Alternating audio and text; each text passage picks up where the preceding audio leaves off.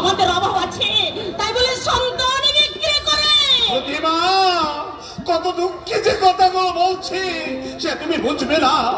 আজ দুদিন আমরা উপোস করে আছি, আমরা না হয় উপোস করলাম, কিন্তু দীপকে ঈদের জ্বালা সহ্য করতে পারবে? তোমাদের এই চরম দুর্গতির জন্য আমি দায়ী প্রতিমা। নইল হেমন্তপুরের বৌরানী বস্তির নোংরা ঘরে এই অসুস্থতার পরিবেশে সে ভিখারির মতো জীবন যাপন করবে কেন? তুমি অযথাই দুঃখ পাচ্ছ। আমি তো কোনোদিন অভিযোগ করিনি, আর করবো না কোনোদিন। অযথাই দুঃখ পাচ্ছি না প্রতিমা। আমি আমার উচ্ছৃঙ্খল জীবনের জন্য দায়ী। আমি নারী আর সোনার নেশায় ডুবে রইলাম। জমিদারি একের পর এক নিলাম হতে লাগলো। তুমি ওকে বারবার সতর্ক করে গিয়েছো, রাগ করেছো, অভিমান করেছো, কিন্তু আমি তাতে কোনোদিন কর্ণপাত করিনি। বলগাহীন দুরন্ত শের মতো বাপের পথ ধরে এসব কথা বলে কি লাভ বলতে পারো? লাভ কিছু নেই। এক এক পর মনে হয় এই জীবনটা রেখে দিলাম বিষে, নয়তো বা ট্রেনের তলে ঝাঁপিয়ে পড়ে শেষ করে দি আমার এই অবাঞ্ছিত জীবন। না, ছি ছি ছি, ও কি কথা! অভাবের সঙ্গে সংগ্রাম করে আমাদের বাঁচতে হবে। পৃথিবীতে সবাই ধনী নয়, তাই বলে কি তারা সব মরে গেছে? আমিও দেখতে চাই এই দারিদ্র্যের শেষ কোথায়। তোমার ব্যথা আমি বুঝি গো। যাদের বাড়িতে দোল দুর্গোৎসব হতো, শত শত মানুষ পাত পেতে খেত, আজ এক মুঠো ভাতের জন্য সে সন্তান বিক্রি করতে চাইছে। তাহলে থাক প্রতিমা। হ্যাঁ, আমিও সেই কথা বলছি। তোরা না খেতে পেয়ে আমার কোলে শুকিয়ে মরে যায়। তবু মা হয়ে আমি রাক্ষসী সাজতে পারবো না। দয়া করে তুমি আমাকে ক্ষমা করে দাও। কেমন করে আমার নিজের সন্তানকে আমি অপরের হাতে তুলে দেব? মা, কি বলছেন কর্তাবাবু? না ভয়, তুই ফিরে যা। ঝন্টুকে আমরা দেব না। ওরে হতভাগা, মায়ের কোল শূন্য করে তুই বা কোন প্রাণী নিয়ে যাবি রে হবায়? মণিশঙ্কর বাবুকে তুই বলে দে, উনি যেন আমাকে মার্জনা করেন। কথা দিয়ে আমি যে কথা রাখতে পারলাম না অভয়, আমি কথা রাখতে পারলাম না।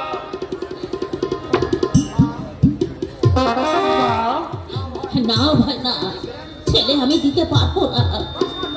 10 মাস 10 দিনই কঠোর নরক যন্ত্রণা ভোগ করে যাকে নিয়ে এলাম আমি এই পৃথিবীতে, কোন প্রাণে আমি তাকে বেঁচে দেবো? আমায় তো মা, ঝন্টু বড় হয়ে যদি কোনোদিন শোনে আমি ওকে পেটের জ্বালা জোড়াবার জন্য আমি ওকে বিক্রি করে দিয়েছি। মাতৃ জাতির উপর ঘৃণায় মুখ ফিরিয়ে নেবে আমার ঝন্টু। মা নামটার উপর ওর ঘৃণা জন্মে যাবে। তোমার কথা আমি বুঝি মা। কোন মাই পারে না তার সন্তানকে বেঁচে দিতে।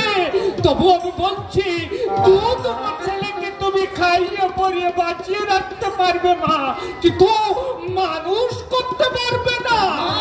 বস্তির ছেলেদের সঙ্গে মিশবে, লেখাপড়া না শিখে হয়ে উঠবে সমাজ বিরোধী গুন্ডা, জনজীবন পিছিয়ে তুলবে। কোনদিন হয়তো শুনবে পুলিশের গুলিতে।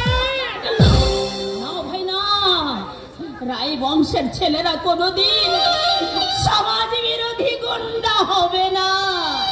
দারিদ্রের সংসারে এটাই বাস্তব ছবি মা। মাগো, একদিন আমি তোমাদের চাকর ছিলাম, পক্ষ দোষে তোমরা অভাবে পড়েছ। কিন্তু তুমি বিশ্বাস করো মা, আজ আমি তোমাদের মঙ্গল চাই। আমি চাই তোমার ছোট্ট মানুষ হোক, তোমার ছোট্ট 10 জনের একজন হয়ে ওঠো।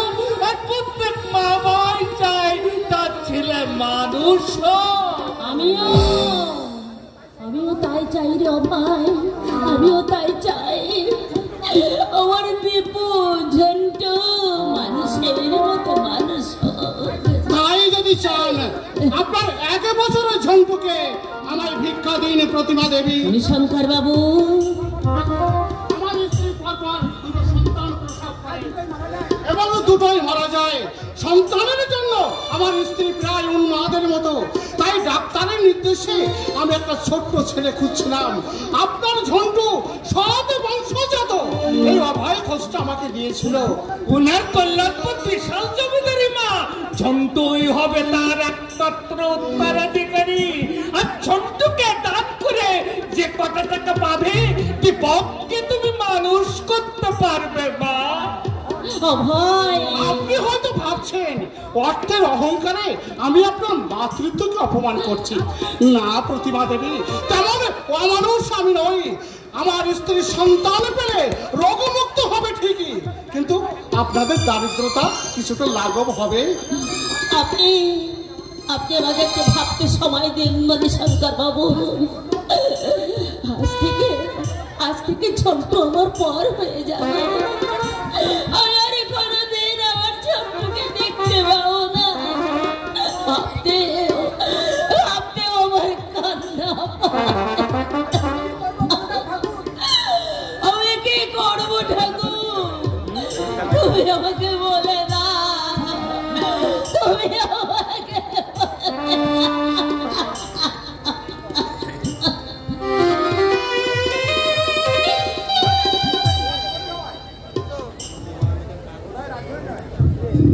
বোধহয় রাজি হয়ে যাবে নাকি বলুন সবাই? আচ্ছা অভয়, এই চরম দারিদ্র এরা কি করে সহ্য করছে আমি তো ভাবতেই পারছি না। বাবু, ধন জন যৌবন চিরদিন কারো থাকে না। নইলে এই কর্তা বাবুকে দেখেছি সাহেব বাড়ি থেকে জুতো তৈরি করে আনিয়ে পড়তে। চুড়ি গাড়ি ছাড়া আমার বাবু একদম বেরোতেন না। আজ এক ফুটো ভাতের জন্যে উশৃঙ্খল মানুষদের এই রকমই দুর্গতি হয়। একটা ভরা কলসি থেকে রোজ যদি জল গড়িয়ে যায় আর সেটা যদি ভরবার প্রয়োজনে মনে না করে। ওনাকে শেষ করলেন ওনার এক বন্ধু সঞ্জয় সেন। দেশের মাঠে নিয়ে যেত, শহরে বাইকে পেলে রাত্রে বাস করাতো। নইলে আমার বাবু চিরদিন এরকম ছিল না বাবু, চিরদিন এরকম ছিল না। যা ভয় ঝন্টুকে নিয়ে আয়। আপনার স্ত্রী রাজি হয়েছেন শিবনাথ বাবু? উনি কি স্বেচ্ছায় দিতে চেয়েছেন ঝন্টুকে? মায়ের প্রাণ কি স্বেচ্ছায় রাজি হয় মণিশঙ্কর বাবু? অনেক কষ্টে আমাকে রাজি করিয়েছি। তবে আমার একটা অনুরোধ, আশা করি আপনি রক্ষা করবেন। বলুন। মাঝে মাঝে ঝন্টুকে একটু দেখিয়ে নিয়ে যাবে।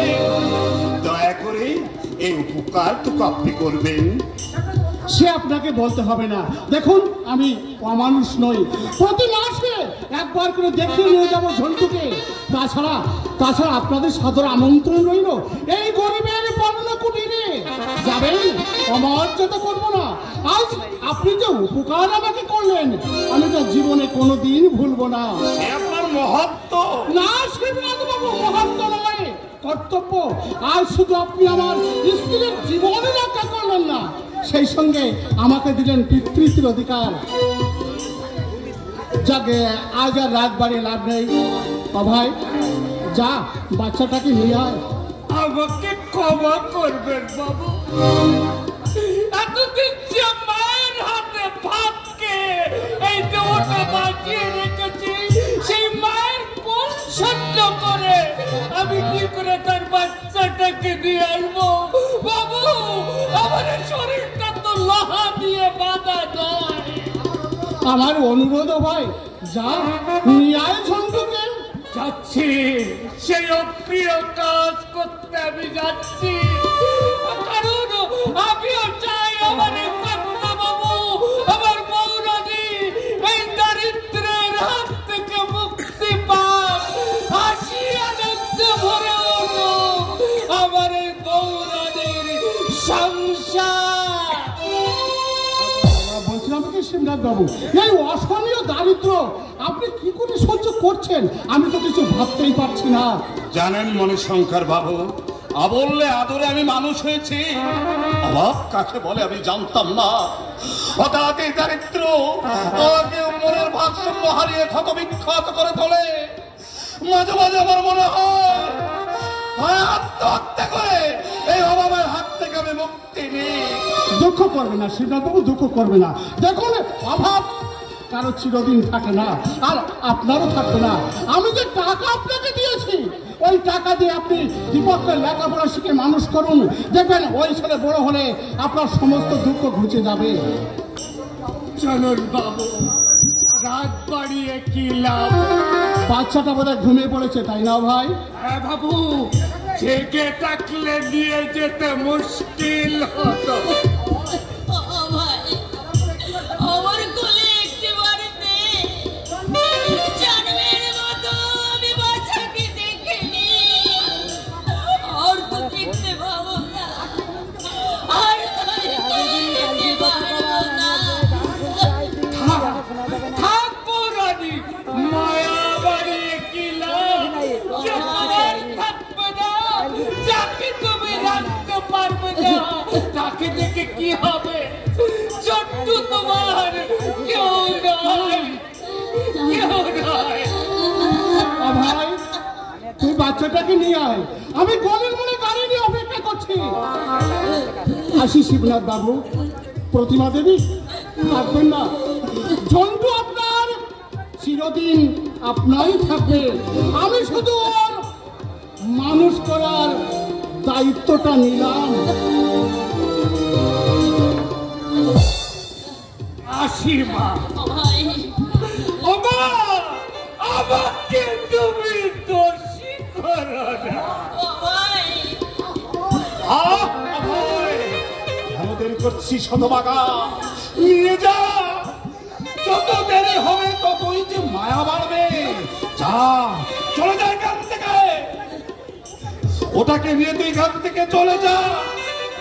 যাচ্ছি, যাচ্ছি আমি, কত আমি যাচ্ছি। না, না ভাই, আসবেন। ঝন্টু,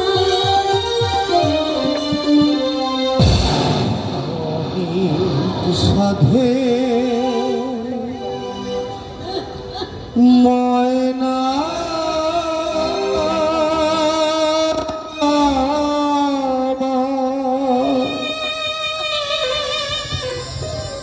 বাঁধন কেটে যায়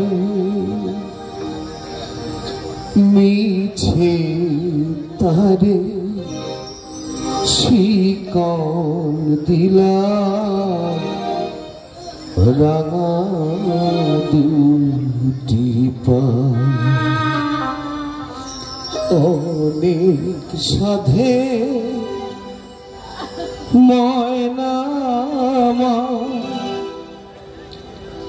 বাঁধন কেটে যায়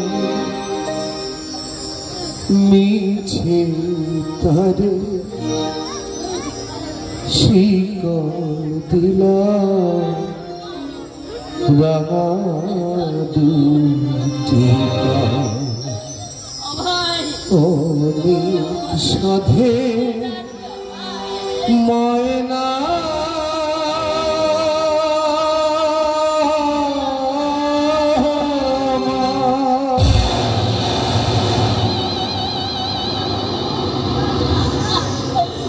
ঝন্টু, ফিরে আয় সোনা, ফিরে আয়। আমি দৌড়ে দৌড়ে ভিক্ষে করে তোকে মানুষ করবো। ফিরে আয় সোনা, ফিরে আয়।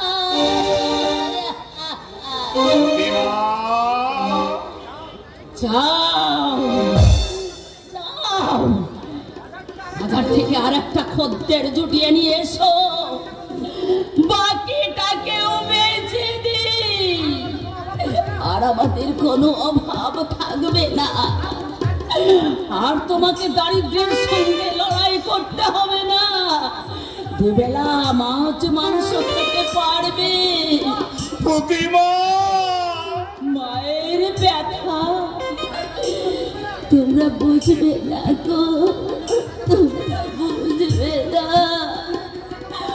তিলে তিলে আমি যাকে মানুষ করতাম তাকে আমি জন্মের মতো বিদায় করে দিলাম।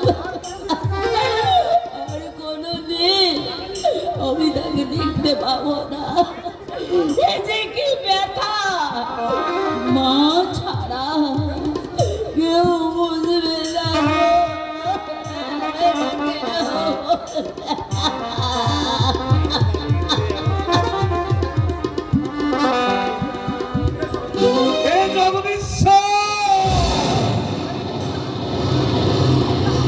এই পৃথিবীতে আমার মতো পাষণ্ডের বেঁচে থাকবার কোন অধিকার নেই। আমি সন্তানের পিতা নই, আমি একটা বিবেকহীন কছাই। আশায় প্রাণের মতো দয়া মায়া আছে আমার যে, তাহলে মুখের কথাটা আমি মানুষ শুনতে পায়, কিন্তু এই অন্তরটা যে পুরো ছাই হয়ে যাচ্ছে, সে খবর কেউ রাখে না, সে খবর উশৃঙ্খল শিবরাতরা তার উশৃঙ্খলতার ইন্ধন জোগাতে গিয়ে একে একে সমস্ত জমিদারি খুইয়ে শেষ পর্যন্ত বিক্রি করে দিল তার শিশু সন্তান ঝন্টুকে, তুলে দিলেন নিঃসন্তান মণিশঙ্কর চৌধুরীর হাতে। ঝন্টু ওরফে কল্যাণ বড় হতে থাকলো মণিশঙ্কর চৌধুরীর বাড়িতে। আর শিবনাথ রায় তার ছেলেকে লেখাপড়া শিখালো ঠিকই, কিন্তু চাকরি তার অদৃষ্ট হলো না। দুঃখ কিন্তু ঘটেনি শিবনাথ রায়ের, একে একে কালের গর্ভে বিলীন হয়ে গেল 22টা বছর। আসুন এর পরের কাহিনী। আজ থেকে 22 বছর পরে, 22 বছর পরে, 22 বছর পরে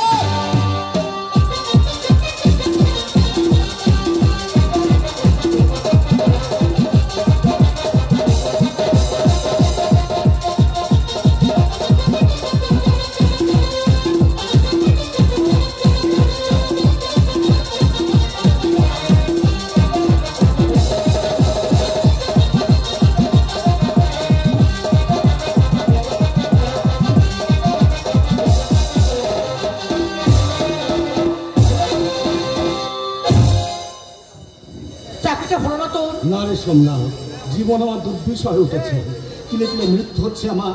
আমি অক্ষম নই, পঙ্গু নই, দিয়ে পাশ করেছি, কিন্তু কেন আমি দিনের পর দিন, মাসের পর মাস, বছরের পর বছর এবং পরে পরে ভাগ্যের হাতে মার খাচ্ছি বলতে পারি। সরকারি দাক্ষিণ্য হয়তো আমার ভাগ্যে নেই, তাই বলে কোনো বেসরকারি প্রতিষ্ঠানে আমার চাকরি হবে না। আমার চোখের সামনে চাকরির দরজাগুলো সব যেন আপনি হতে বন্ধ হয়ে যায়। চেষ্টা করে দেখ, শোষণের অপর নাম নাকি সামাজিক পাপ, অথচ উঁচুতলার মানুষরা প্রতি মুহূর্তে নিম্নে দিচ্ছে গরিবের প্রাণ রস। ধনী হচ্ছে আরো ধনী, গরিব নেমে যাচ্ছে দারিদ্র সীমার নিচে, অথচ কেউ তাদের ধিক্কার দিচ্ছে না, কেউ তাদের মুখে থুতু দিচ্ছে না। তোর সঙ্গে আমি সম্পূর্ণ একমত, কিন্তু তুই জানিস কারে সম্মান কি দুর্বিষহ জীবন যন্ত্রণায় প্রতি মুহূর্তে মৃত্যু হচ্ছে আমার। আমার বাবা অসুস্থ, ঘরে বিবাহযোগ্য বোন, আমার মা বিড়ি বেঁধে কোনো মতো উপোসের হাত বাঁচিয়ে যাচ্ছে। আমার মা যখন আমার চোখের সামনে ভাতের থালা ধরে দেয়, চোখ থেকে আমার জল আসে রে সোমনাথ। আজ মধ্যবিত্তের প্রায় প্রতিটা ঘরে এই দুর্যোগের ছবি আমার তলিয়ে যাচ্ছি রে। একটা দারুণ আক্রোশ এসে আমার কাঁধে ভর করে, ইচ্ছে হয় এই সমাজ রাষ্ট্রের ভেতরটা ধরে প্রচন্ড ভাবে একটা নাড়া দিব। ইচ্ছে হয় চুরি করে, ডাকাতি করে, ছিনতাই করে খিদের জ্বালা মেটা। ইচ্ছে হয় দাবানল হয়ে চলে উঠে ওই 20 শতাব্দীর শাসক গোষ্ঠীকে বুঝিয়ে দিই, তোমাদের অবহেলা মানুষ মুখ বুঝে সহ্য করবে না। আমার ভাবি আমার বাবা দুঃখ পাবে, আমার মায়ের চোখে ভরে উঠবে বেদনার অশ্রু। আমার মা তোমাকে মানুষ করতে অনেক কষ্ট করেছে রে সোমনা, কিন্তু বিনিময়ে আমি আমার মাকে কি দিতে পেরেছি? কিচ্ছু না, কিচ্ছু না।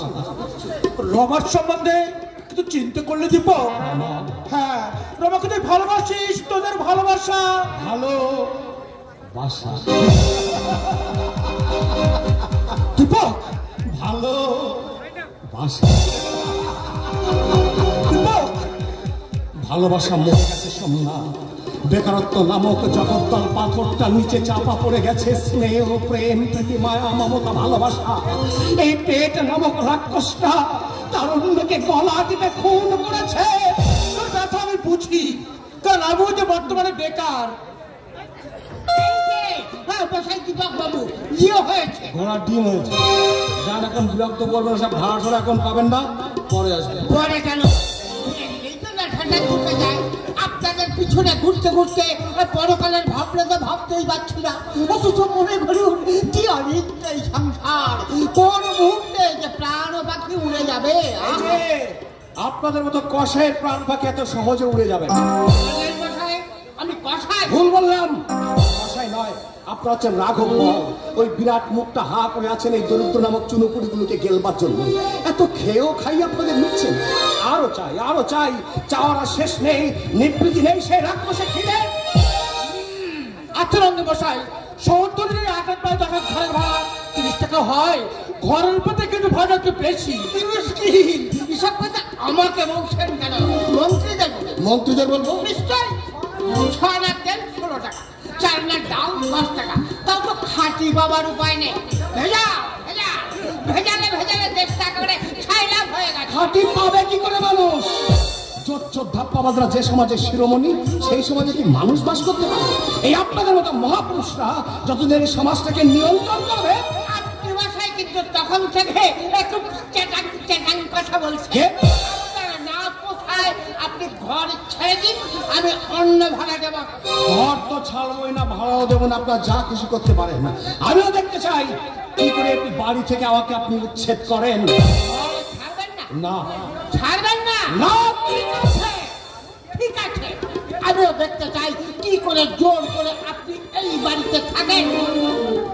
মস্তানি না, মস্তানি করবেন অন্য লোকের সঙ্গে। পুলিশ দেখে এমন প্রাধান্য দেবো না, একেবারে আম রক্ত বেরিয়ে যাবে। এই যে বেশি তর পাবেন না, মাথা কিন্তু গরম আছে, হাত কিন্তু সোজা ঘাড়ে উঠে যেতে পারে। আমাকে মারবে তুমি? আমার ঘাড়ে হাত দেবে? এমন কোন শালা নেই যে 7 কোটি নন্দীর গায়ে হাত দেয়। আমাকে তুমি হেজি বেজি হেজি বেরিয়ে যান। আমি বলছি আপনি বেরিয়ে যান, নইলে কিন্তু আমি আপনাকে এমন মারবো যে মার খেতে খেতে আপনি মরে যাবেন। যান, বেরিয়ে যান। চার রঙ্গে বসাই, কি হবে অযথা বাদ বিসম্বাদ করে? যাচ্ছি দাঁড়িয়ে। সঞ্জয় সেনকে এখনো তোমরা চেনো না, জেলার পুলিশ সুপার, ওনার জামাই। একটু ইশারা করে দিলে না বাপের নামে খগন করে দেবে।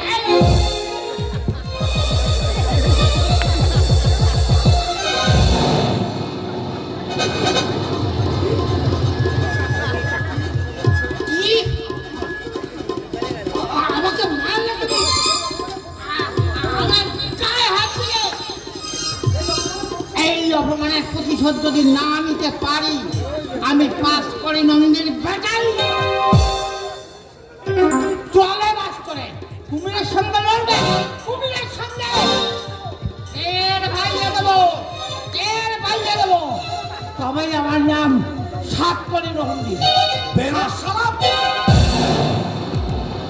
রাস্তায় বেরোচ্ছে।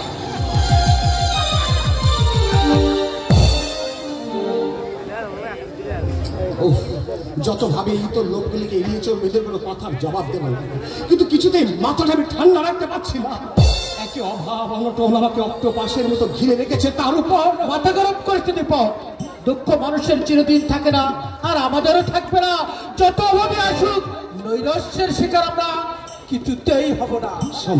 হতাশা হচ্ছে মৃত্যুরই নামান্তর, মৃত্যুরই নামান্তর।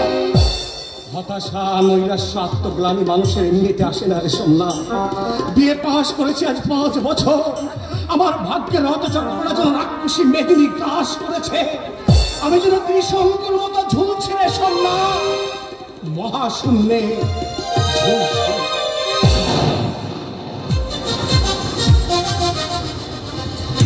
গানটা পেরেছ তুলতে? কি জানি কি জানি মানে আর 10 বার গে শুনিয়ে দিলাম, হাতে ধরে দেখিয়ে দিলাম, তবুও বলছো কি জানি? বুঝতেই পারছি না। বেকার তোমার পেছনে পরিশ্রম করছি দীপা। গান তোমার হবে না, হতে পারে না। একটা গাদাকে শেখালো, গাদাটা গাইতে পারতো। পারতো বুঝি? পারছো? বাবার ভুরুকটি পাড়া প্রতিবেশীদের বিদ্রোহ উপেক্ষা করে আমি তোমাকে গান শেখাতে যাচ্ছি, অথচ তোমার কোনো আগ্রহ আমি দেখছি না। আসলে তুমি আমাকে আমলে দিচ্ছ না। তাই যদি তোমার মনের ইচ্ছা ছিল, কেন আমাকে ভোগাচ্ছ দীপা? আমি ভোগাচ্ছি? আচ্ছা চন্দনদা, কি আমাকে গায়িকা করে তোমার কি লাভ? কি লাভ তুমি জানো না? পিতৃদেবের তিরস্কার, পাড়া প্রতিবেশীদের সরস মন্তব্য, আর বেশি রাত করে বাড়ি ফিরলে নিরন্ন উপবাস, এসব থেকে তো রেহাই পাবো? আমার মা তো নেই যে হতভাগার জন্য ভাতের থালা কোলে নিয়ে বসে থাকবে। তোমার বড় কষ্ট তাই না চন্দনদা? থাক, আমার জন্য আর দরদ দেখাতে হবে না। আমার মতো হতভাগা পৃথিবীতে দুটো আছে কিনা আমার জানা নেই। ভেবেছিলাম তোমাকে গান শিখে আমার মনের অতৃপ্ত বাসনাটাকে আমি পূর্ণ করব, কিন্তু কথায় বলে না, অভাগা যেদিকে চায় সাগর শুকিয়ে যায়। আমার অবস্থাও ঠিক তাই। থাম, আর অভিমান করতে হবে না। আমি গাইছি, তুমি শোনো। ওগো তোমার আকাশ দুটি চোখে আমি হয়ে গেছি তারা। ওগো তোমার আকাশ দুটি চোখে আমি হয়ে গেছি তারা। এই জীবন ছিল নদীর মতো গতিহারা। এই জীবন ছিল নদীর মতো গতিহারা, দিশেহারা। ওগো তোমার আকাশ দুটি চোখে আমি হয়ে গেছি তারা।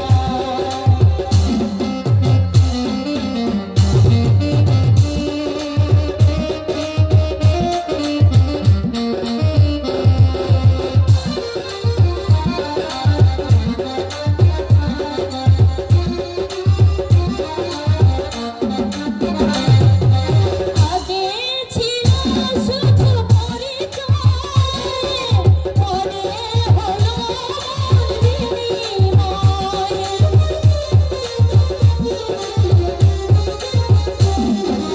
আগে ছিল শুধু পরিচয়, পরে হলো বিনিময়। শুভ লাগলে হয়ে গেল শুভ পরিণয়, শুভ লাগলে হয়ে গেল শুভ পরিণয়। বয়ে চলেছে দেখায় ভালোবাসার এক ধারা। এই জীবন ছিল নদীর মতো গতিহারা, দিশেহারা। ওগো তোমার আকাশ দুটি চোখে আমি হয়ে গেছি তারা। ওগো তোমার আকাশ দুটি চোখে আমি হয়ে গেছি তারা। এই জীবন ছিল নদীর মতো গতিহারা। এই জীবন ছিল নদীর মতো গতিহারা, দিশেহারা। ওগো তোমার আকাশ দুটি চোখে আমি হয়ে গেছি তারা। আমি হয়ে গেছি তারা। আমি হয়ে গেছি তারা। বাহ, খুব সুন্দর হয়েছে তোমার মনের মতো? দীপা। আমি কিন্তু এতটাও প্রত্যাশা করিনি। সত্যিই খুব ভালো লেগেছে আমার। আমার আশা তুমি পূর্ণ করেছো। একটা কথা বলবো দীপা? বলো। আমি আমি তোমাকে ভালোবাসি দীপা। আমি আমি তোমাকে বিয়ে করতে চাই দীপা। আমার বাবা দরিদ্র, আমার দাদা বেকার, মা বিড়ি বেঁধে সংসার চালাচ্ছে। একবার যদি বদনাম রটে যায় তাহলে এ জীবনে আর হয়তো আমার বিয়ে হবে না চন্দনদা। তাই কাল থেকে তুমি আর আসবে না চন্দন। গান আমি আর তোমার কাছে শিখবো না চন্দন। কিন্তু আমার বাবা, তোমার বাবার চাহিদার কথা আমি শুনেছি। নগদ 5,000 টাকা না পেলে তিনি তার ছেলেকে বিয়ে দেবেন না। 5,000 কেন, 5টা টাকা দেওয়ার সাধ্য আমাদের নেই। কাজেই ও অবাস্তবের স্বপ্ন। আর যেই দেখুক চন্দনদা, আমি দেখি না চন্দনদা, আমি দেখি না চন্দনদা। দীপা, দীপা, বাবা আমার বিয়ের যৌতুক চাইছে 5,000 টাকা। এতটুকু মানবিকতা নেই আমার বাবার মধ্যে। আমার বাবার বিরুদ্ধে আমি বিদ্রোহ ঘোষণা করব। তাতে লোকে যদি আমাকে কুসন্তান বলে বলুক, তবু মেয়ের বাপের মুখে মই দিয়ে বাবার অর্থলিপ্সার ইন্ধন আমি কিছুতেই যোগাবো না। কি বলছো মা? বিনোদ বিড়ি নিয়ে দাম দেয়নি? না বাবা। কেন? বিনোদ দেখি আমাদের কাছে আগের 25 টাকা পায়, বললে সেই বাবদ আমি কেটে দিলাম। এদিকে ঘরে এক মুঠো চাল নেই, একটু বাদেই তোর বাবা এসে ভাত চাইবে। অসুস্থ রুগ্ন মানুষটাকে যদি এক মুঠো নুন ভাত না দিতে পারে তাহলে বেঁচে থেকে কি লাভ খোকা? কেঁদো না মা, কেঁদো না। আমি দেখছি কি করে টাকা কেটে নেয় বিনোদ হারাম জাদা। দীপা, কি হলো মা? পিছু ডাকছো কেন? ঝগড়া বিবাদ করতে যাস নে বাবা। বিনোদ তো সত্যিই আমাদের কাছে টাকা পাবে। আমরা গরিব, অর্থ নেই, সম্পদ নেই, সহায় সম্বল আমাদের কিছুই নেই। তোর পক্ষ নিয়ে কেউ কখনো কোনো কথা বলবে না। তার চেয়ে দেখো মা, তোমার নীতি নিয়ে বেঁচে থাকে এ যুগে সম্ভব নয় মা। দীপা, পায়ে ধরে কাঁদলে কেউ তোমাকে দয়া করবে না।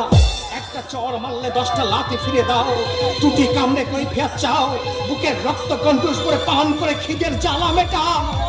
মা গো, ছলে বলে কৌশলে আমাদের যে বাঁচতে হবে মা। সাধুতা সত্যবাদিতার যুগ এটা নয়, এটা হচ্ছে ছলনা প্রবঞ্চনার যুগ। শুধু তোমার মুখের দিকে তাকিয়ে আজ আমি পড়ে পড়ে মার খাচ্ছি। নইলে মাঝে মাঝে আমার ইচ্ছে হয় চুরি করে, ডাকাতি করে, ছিনতাই করে। সৎ পথে থেকে আমরা কি পেলাম বলতে পারো না? শুধু লাঞ্ছনা, গঞ্জনা, অবজ্ঞা, অবহেলা, অপমান। বড় আশা করে তুমি আমাকে লেখাপড়া শিখিয়েছিলে মা গো।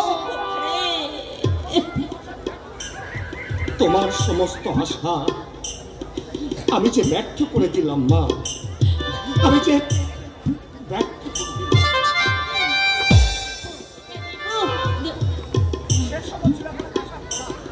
শেষ সম্বল ছিল একখানা কাঁসার থালা, তাও আজ বিক্রি করে দিতে হবে। পেটের সন্তানকে বিক্রি করে দিলাম, থালার মায়া করে কি হবে? যতই তুমি দুঃখ দাও ঠাকুর, সর্বাঙ্গের সাহাধারিত্রীর মতো আমি শুধু নীরবে সহ্য করে যাও। আমি দেখতে চাই এই দুঃখের শেষ কোথায়, এই দুঃখের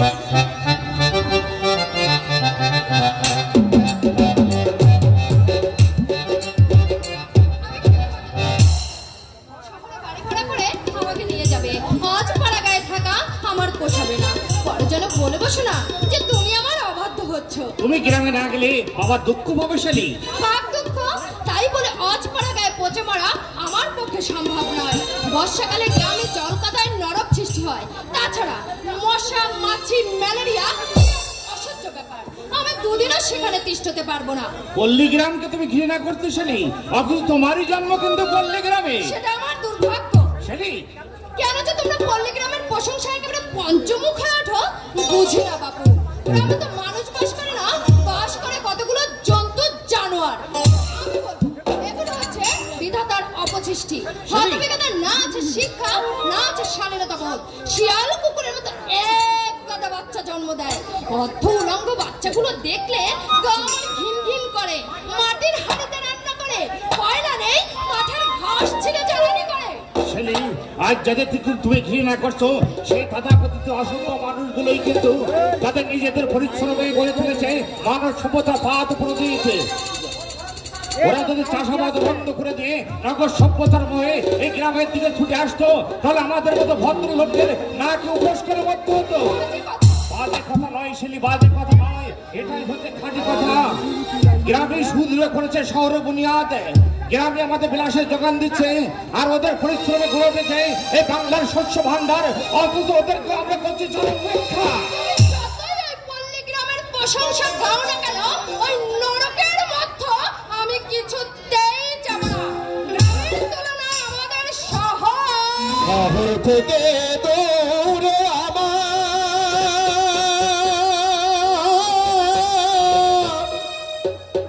আমার বাংলা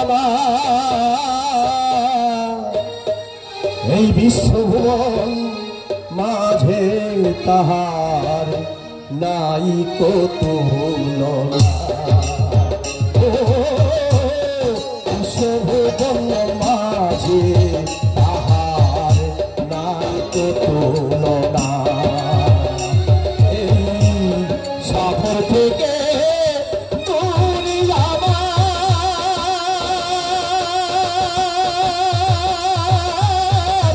আমার বাংলা বিশ্বভুবন মাঝে তাহার নাই কতুলনা। বিশ্বভুবন মাঝে তাহার নাই কতুলনা। এই শহর থেকে দূরে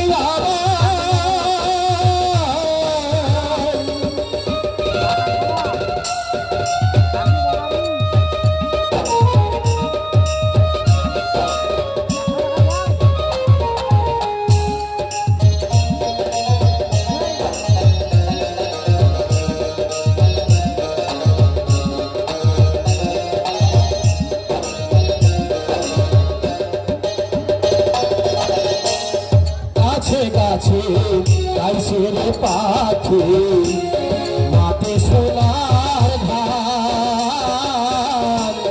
নদীর বুকে পানি খাটায় মাঝি গাইছে গান।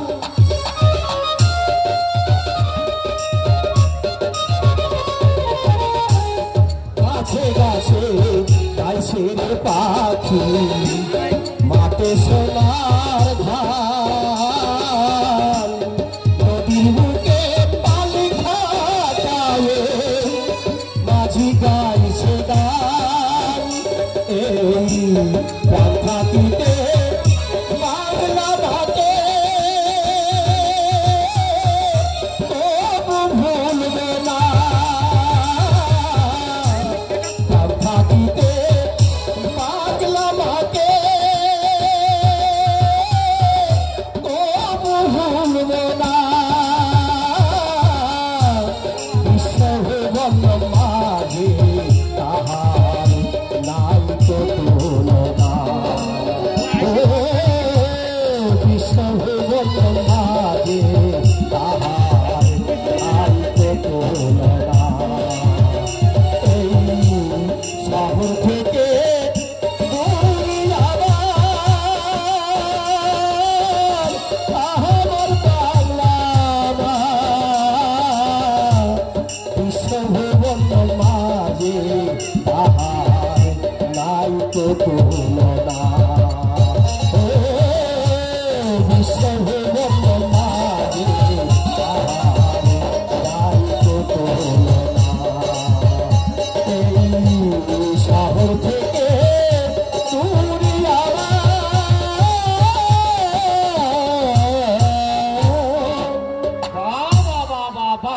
অপূর্ব তোমার পল্লী সঙ্গীত।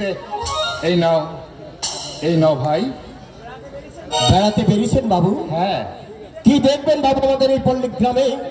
ঘরের চাল মাটির দল, এদো ভুকুর মশা মাছি ম্যালেরিয়া। কারো কঠিন অসুখ হলে 5 মাইল হেঁটে না গেলে কোনো চিকিৎসার ব্যবস্থা হয় না।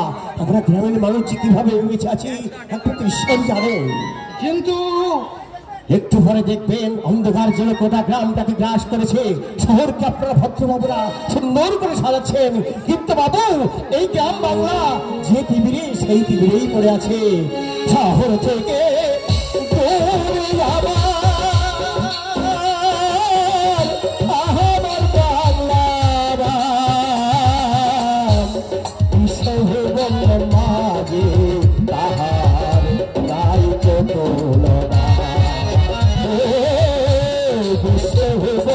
মাঝে তাহার নাই তুলনা। এই শহর থেকে দূরে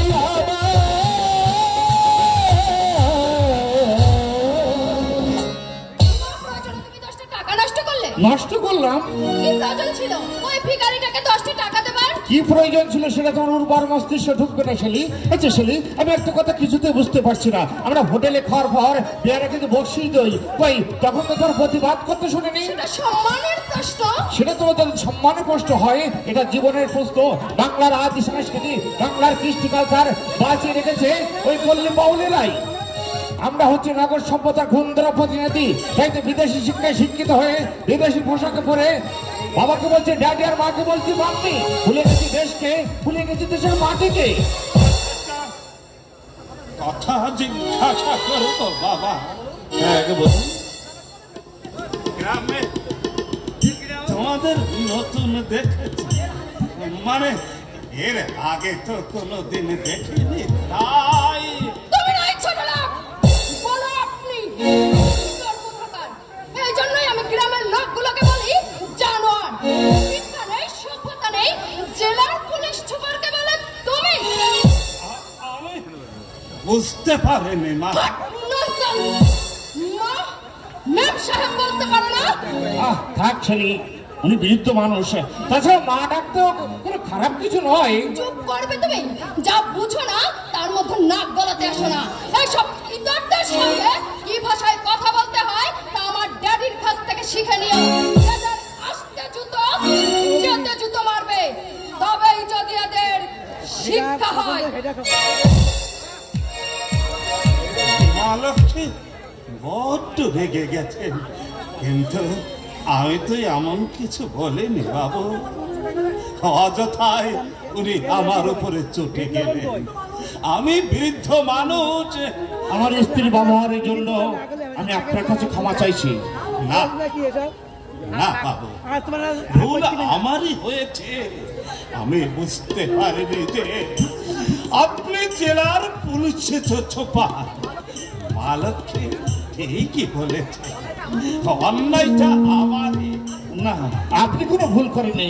দেখুন, আমি আমার কর্মক্ষেত্রে আমার সম্মানের দাবি করতে পারি সত্য, কিন্তু বাইরে একজন সাধারণ নাগরিকের সঙ্গে আমার কোনো পার্থক্য নেই।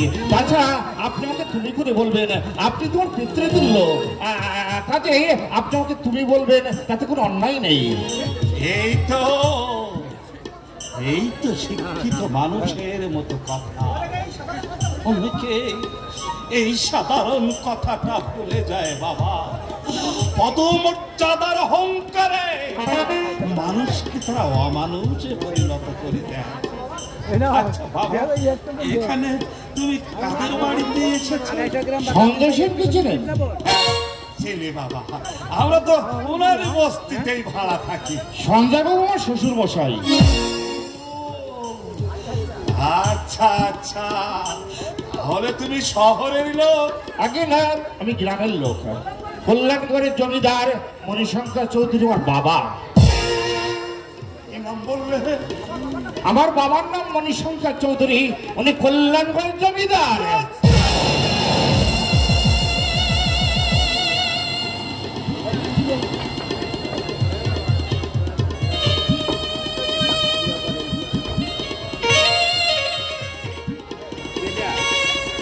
ঝন্টু, ঝন্টুকে কি দেখছেন আপনি আমার মুখের দিকে তাকিয়ে? 22-23 বছর আগে একটা কথা হঠাৎ আমায় মনে পড়ে গেল। একটা অন্ধকার বস্তির ঘর, একটা অসহায় মা তার 1 বছরের ছেলেকে পেটের দায়ে বিক্রি করে দিবে বাবা। আপনি কি বলছেন? নিজের ছেলেকে? ভাই ছিল না, এছাড়া আর যে কোনো উপায় ছিল না বাবা। মা কিন্তু ছেলেকে আজ ভুলে যায়নি বাবা।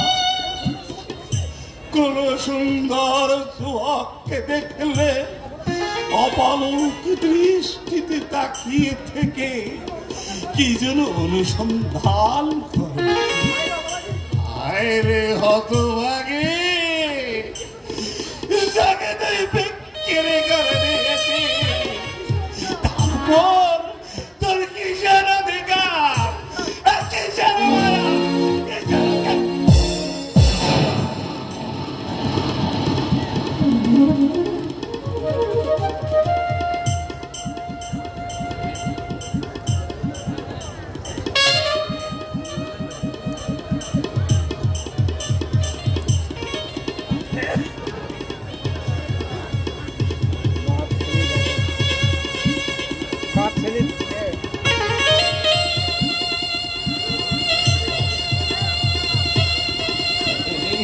শুনুন,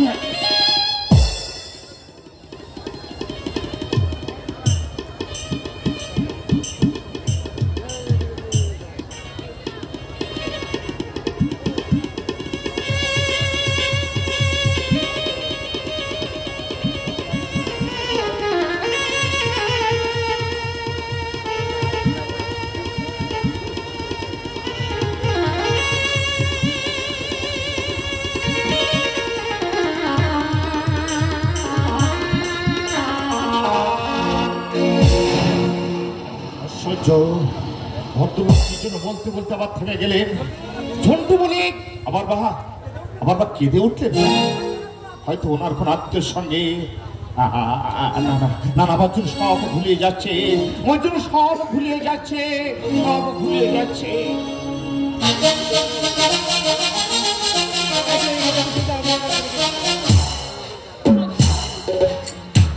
কিন্তু তোমার কাছে আমার একটাই অনুরোধ দীপুদা, খাওয়া পড়ার দায়িত্ব তোমাকে নিতে হবে না, তুমি শুধু আমার কুমারী নামটা ঘুচিয়ে দাও। আমার সংসারের যে অবস্থা, আমি কথা দিচ্ছি স্ত্রীর দাবি নিয়ে আমি কোনোদিন তোমাদের বাড়িতে গিয়ে দাঁড়াবো না। তুমি ভাবতে পারো দীপুদা কি অবস্থায় পড়লে একটা কুমারী মেয়ে লজ্জা ঘেন্নার মাথা খেয়ে বলতে পারে তুমি আমাকে বিয়ে করো। তোমার ব্যথা আমি বুঝি রমা। বোঝো? কতটুকু বোঝো দীপুদা? বাঙালি ঘরের কুমারী মেয়ের যন্ত্রণা স্বয়ং ভগবানও বুঝবেন না। তাই তো আমাদের দারিদ্রতার সুযোগ নিয়ে যার যা খুশি তাই বলছে। কাল বিনোদ নদী দাদাকে এসে বললো আপনার বোনের সঙ্গে আবার বিয়ে দেবেন সোমনাথ বাবা। শালা শুয়োরের বাচ্চা, এত বড় স্পর্ধা! রেলের চড়াই মাল বিক্রি ইদানিং দুটো পয়সা বানিয়েছে শালা। 2 বছর আগেও যা ডাইনে আনতে পায়গুলো তো অযথাই মাথা গরম করছো দীপুদা। লোকের মুখ তুমি কি দিয়ে বন্ধ করবে? গরিবের ঘরে মেয়েদের শুধু রূপ থাকলেই বিয়ে হয় না, রাশি রাশি রূপও চাই। তাই তো আমার মাঝে মাঝে ইচ্ছে হয় বিষ খেয়ে শেষ করে দিও আমার এই অবিচ্ছন্ন জীবন। আমার লক্ষ্মী দিকে দো না, আমি আপ্রাণ চেষ্টা করব তোমাকে সসম্মানে আমার ঘরে নিয়ে যাওয়ার জন্য। কিন্তু দীপার একটা ব্যবস্থা না করে এখনই বিয়ে করলে আমার মা বাবা যে বড় কষ্ট পাবে রমা। বেকারত্বের অভিশাপ আমাকে নিশিদিন কুড়ে কুড়ে খাচ্ছে রমা। আমার ছোট বোনটা মুখ কালো করে আমার চোখের সামনে ঘুরে বেড়ায়, তাই ওর একটা ব্যবস্থা না করে আর আমি তোমাকে বিব্রত করতে চাই না। যতদিন তুমি স্বাবলম্বী না হতে পারবে আমি তোমার জন্য অপেক্ষা করবো দীপুদা। দরকার হলে মৃত্যুর শেষ দিন পর্যন্ত তোমার ভালোবাসাই আমাকে শক্তি যোগাবে। শুধু একটাই অনুরোধ, আমাকে খুশি করবার জন্য তুমি এমন কিছু করো না যাতে তোমার মাথাটা হেট হয়ে যায়।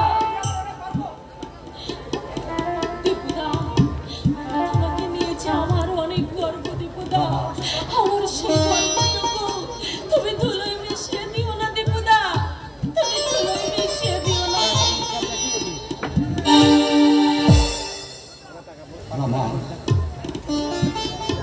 রমা লক্ষ্মীটি দুঃখ করো না, আমি আপ্রাণ চেষ্টা করব তোমাকে সসম্মানে আমার ঘরে নিয়ে যাওয়ার জন্য।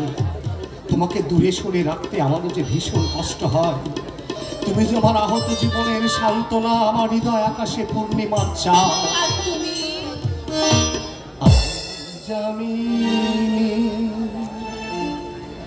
তুমি শশী হে,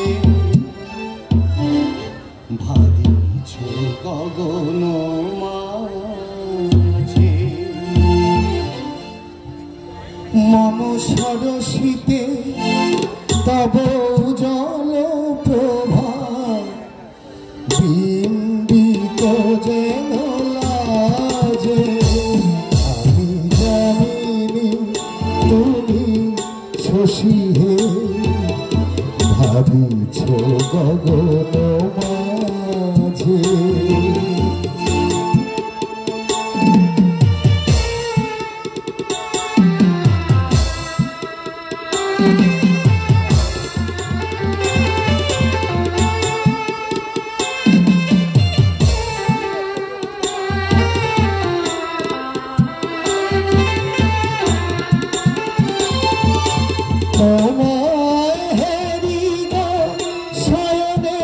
স্বপনে তাম্বুর রাঙা বনে, তাম্বুর রাঙা বনে, মরিয়া পরূপ রূপ মাধুরী, মরিয়া পরূপ রূপ মাধুরী, বসন্ত সম বিরাজে।